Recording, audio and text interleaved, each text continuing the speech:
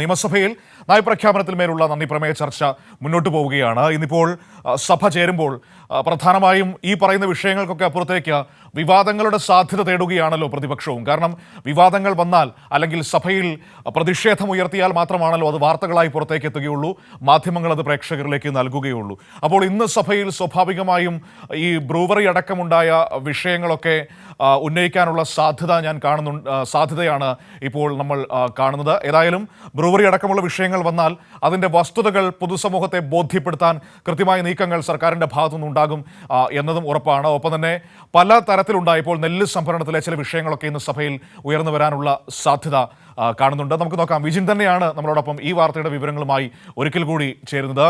വിജിൻ, നമ്മൾ ഈ സർക്കാർ ഉദ്യോഗസ്ഥരുടെ സമരത്തിൽ നിന്ന് നേരെ നിയമസഭയിലേക്ക് വരികയാണെങ്കിൽ അവിടെ നന്ദിപ്രമേയ ചർച്ചയാണ് നയപ്രഖ്യാപനത്തിന്മേലുള്ള. ഈ ചർച്ചയിൽ പ്രധാനമായും സഭ പ്രക്ഷുബ്ധമാക്കാനുള്ള സാധ്യതകൾ എന്താണ് എന്ന് പരിശോധിക്കുകയാണല്ലോ പ്രതിപക്ഷത്തിൻ്റെ ഏറ്റവും പ്രധാനപ്പെട്ട ലക്ഷ്യമെന്ന് പറയുന്നത്. ഇന്നവർ എനിക്ക് തോന്നുന്നു ബ്രൂവറി അടക്കമുള്ള വിഷയങ്ങൾ സഭയിലേക്ക് കൊണ്ടുവരാനാണ് സാധ്യത.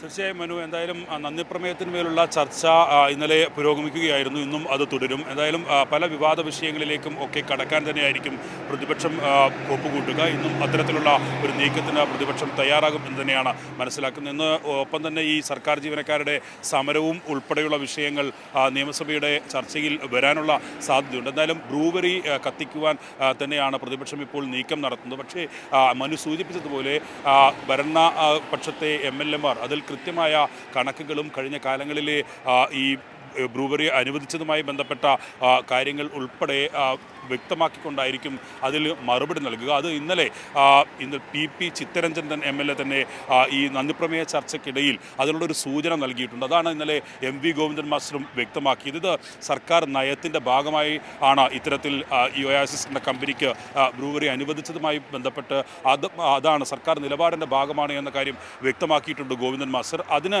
സമാനമായ രീതിയിൽ തന്നെയാണ് PP ചിത്തരഞ്ജൻ്റെ ഭാഗത്ത് നിന്ന് ഇന്നലെ നിയമസഭയിൽ ഉണ്ടായത്. അതിൽ കുറച്ചുകൂടി കടുപ്പിച്ചുള്ള ഒരു ആരോപണം PP ചിത്തരഞ്ജൻ്റെ ഭാഗത്തു നിന്നുണ്ടായിട്ടുള്ളത് കർണാടകയിലെ മദ്യലോബിക്ക് വേണ്ടിയിട്ടാണ് ഇപ്പം കോൺഗ്രസ് നേതാക്കൾ വാദിക്കുന്നത് എന്നുള്ളതാണ്. ഈ വിവാദം ഉണ്ടാക്കാൻ ശ്രമിക്കുന്നത് അതിനു വേണ്ടിയിട്ടാണ്.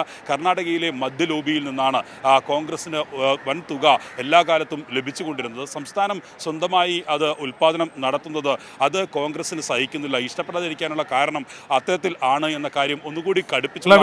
വളരെ പ്രധാനപ്പെട്ട ചില വസ്തുതകൾ ഈ ബ്രൂവറിയുമായി ബന്ധപ്പെട്ട് നമുക്ക് സംസാരിക്കേണ്ടതുണ്ട്. ഈ ബ്രൂവറി വിഷയമാണല്ലോ ഇപ്പോൾ വലിയ വിവാദമാക്കിക്കൊണ്ടുവരുന്നത്. സംസ്ഥാനത്ത് ഒരു വർഷം 10 കോടി ലിറ്റർ സ്പിരിറ്റാണ് നമ്മൾ സംസ്ഥാനത്തിന് പുറത്തു നിന്ന് ഇറക്കുമതി ചെയ്യുന്നത്, അതായത് ഇങ്ങോട്ടേക്ക് കൊണ്ടുവരുന്നത്. ആ സ്പിരിറ്റിൻ്റെ ഒരു ഭാഗം ഇവിടെ ഉൽപ്പാദിപ്പിക്കാൻ കഴിഞ്ഞാൽ ആ GST ഇവിടെ കിട്ടും. ഒപ്പം തന്നെ അത് അങ്ങനെ ഒരു ഫാക്ടറി വരുമ്പോൾ അതുമായി ബന്ധപ്പെട്ട് കുറേ ആളുകൾക്ക് ജോലി ലഭിക്കും. അങ്ങനെയുള്ള സാഹചര്യങ്ങളുണ്ട്. ഇപ്പോൾ കർണാടകത്തിൻ്റെ കാര്യം പറഞ്ഞുകൊണ്ട് തന്നെ പറയാം, രാജ്യത്ത് ഏറ്റവും കൂടുതൽ ഈ പറയുന്ന ഡിസ്റ്റിലറികളും ബ്രൂവറികളും മറ്റ് മദ്യ ഉൽപ്പാദന കമ്പനികളുമുള്ള രണ്ടാമത്തെ സംസ്ഥാനമാണ് കർണാടകം എന്ന് പറയുന്നത്. ഇപ്പോൾ UB ഗ്രൂപ്പിൻ്റെയൊക്കെ രാജ്യത്ത് തന്നെ ഏറ്റവും വലിയ മദ്യനിർമ്മാണ യൂണിറ്റൊക്കെ കർണാടകത്തിലാണുള്ളത്. സംസ്ഥാന കോൺഗ്രസിൻ്റെ ഈ നമ്മുടെ സംസ്ഥാനത്തെ ന്യായമനുസരിച്ചാണെങ്കിൽ അതൊക്കെ പൂട്ടാൻ കർണാടകത്തിലും അവർ ആവശ്യപ്പെടുമോ? രാജ്യത്തിൻ്റെ മറ്റെല്ലായിടത്തും ഈ വ്യവസായം നടത്തുന്നതിൽ പ്രശ്നമില്ല. ഇത് നമ്മുടെ രാജ്യത്ത് നിരോധിക്കാത്ത വ്യവസായമാണ്. പക്ഷേ അത് കേരളത്തിലേക്ക് വരുമ്പോൾ മാത്രം എന്തുകൊണ്ട് പ്രശ്നമാകുന്നു എന്നൊരു വിഷയം നമ്മുടെ മുൻപിലില്ലേ? ഈ എഥനോൾ നിർമ്മാണ യൂണിറ്റ്, സ്പിരിറ്റ് നിർമ്മാണ യൂണിറ്റ് വന്നാൽ സംസ്ഥാനത്തെ മദ്യ ഉപഭോഗം കൂടും എന്നൊക്കെ പറയുന്നതിൽ തരിമ്പെങ്കിലും വസ്തുതയുണ്ടോ? ഈ പഠിച്ചു പറയുന്നവരാണ് പ്രതിപക്ഷ നേതാവെന്നാണല്ലോ എപ്പോഴും പറയാറുള്ളത്. എന്തെങ്കിലും അതേക്കുറിച്ചൊരു വസ്തുതയുണ്ടോ ഇവർ പറയുന്നതിൽ?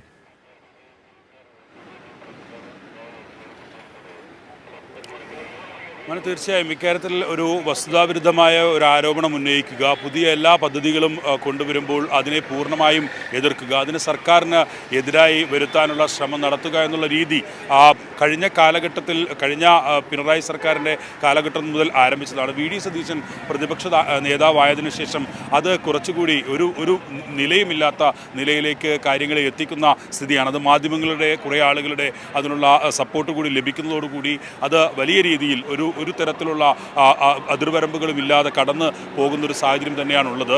അത് നിയമസഭയിലും വി.ഡി. സതീശൻ്റെ ഇന്നലത്തെ ബോഡി ലാംഗ്വേജ് ഉൾപ്പെടെ കണ്ടാൽ മനസ്സിലാകും. എല്ലാം ഒരു വലിയ ജനങ്ങൾക്ക് കാണുമ്പോൾ തന്നെ ഏത് രീതിയിലാണ് ഇങ്ങനെ ഒരു രാഷ്ട്രീയ നേതാവ് പ്രതികരിക്കേണ്ടത്, പ്രത്യേകിച്ച് നിയമസഭയിൽ ഉൾപ്പെടെ ഒരു താനാണ് എല്ലാം എന്ന നിലയിലുള്ള അത്തരത്തിലുള്ളൊരു ബോഡി ലാംഗ്വേജിലേക്കൊക്കെ വി.ഡി. സതീശൻ പോകുന്ന കാഴ്ചയൊക്കെ നമ്മൾ കണ്ടതാണ്. എന്തായാലും ഈ ബ്രൂബറി വിഷയത്തിൽ തീർച്ചയായും സംസ്ഥാന സർക്കാർ നിലപാടെടുക്കാൻ പോകുന്നത് സ്വന്തമായ ഉൽപ്പാദനം നടത്തും എന്ന് നേരത്തെ പ്രകടന പത്രികയിൽ തന്നെ LDF വ്യക്തമാക്കിയിട്ടുള്ളതാണ് എന്ന കാര്യം ഉൾപ്പെടെ സൂചിപ്പിച്ചുകൊണ്ട് സംസ്ഥാന സർക്കാർ നിലപാട് സൂചിപ്പിച്ചുകൊണ്ട് നിലവിലുള്ള കണക്കുകളുടെ അടിസ്ഥാനത്തിൽ തന്നെയായിരിക്കും സർക്കാർ ഇതിനെ നേരിടുക. ഒരുപക്ഷെ അടിയന്തര പ്രമേയം വരികയാണെങ്കിൽ അതിന് അനുമതി നൽകാനുള്ള സാധ്യതയും കാണുന്നുണ്ട്. കാരണം കഴിഞ്ഞ നിയമസഭാ സമ്മേളനത്തിൽ പ്രതിപക്ഷം ഉന്നയിച്ച ഓരോ വിഷയങ്ങൾക്കും സംസ്ഥാന സർക്കാർ മറുപടി കൊടുത്തത്, നിയമസഭയിൽ ഭരണപക്ഷം മറുപടി കൊടുത്തത് അത് ചർച്ചയ്ക്കെടുത്തുകൊണ്ടായിരുന്നു. ഒരുപക്ഷെ അങ്ങനെ ഒരു രീതിയിലേക്ക് കടക്കാനുള്ള സാധ്യത കൂടി കാണുന്നുണ്ട്. ബ്രൂവറിയാണ് ഈ അടിയന്തര പ്രമേയമായി വരാനിരിക്കുന്നത് എങ്കിൽ. പക്ഷേ നിലവിൽ MP രാജേഷ് എക്സൈസ് മന്ത്രി ഇവിടെ ഇല്ല, പാലക്കാടാണുള്ളത്.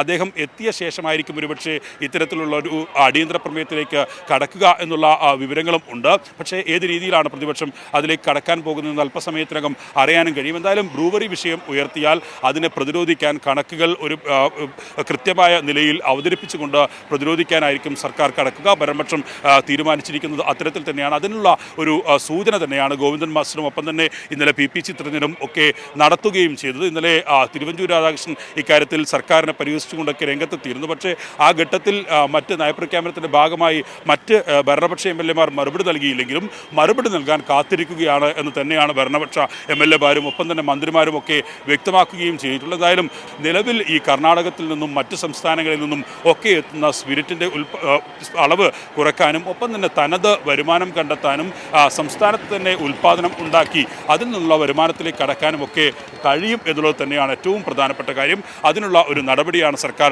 സ്വീകരിച്ചിട്ടുള്ളത്. ഇങ്ങനെയൊരു ബ്രൂവറി തുടങ്ങുന്നതുമായി ബന്ധപ്പെട്ട് എന്തായാലും അതിനെ വിവാദത്തിലേക്കാക്കാൻ സർക്കാർ പിന്നോട്ട് പോകാൻ തയ്യാറല്ല എന്ന കാര്യം വ്യക്തമാക്കുന്നു മന്ത്രി MP രാജേഷും ഒപ്പം തന്നെ മറ്റ് മന്ത്രിമാരും ഭരണപക്ഷ അനുകൂല MLA മാരും ഒക്കെ അക്കാര്യം വ്യക്തമാക്കുന്നുണ്ട്.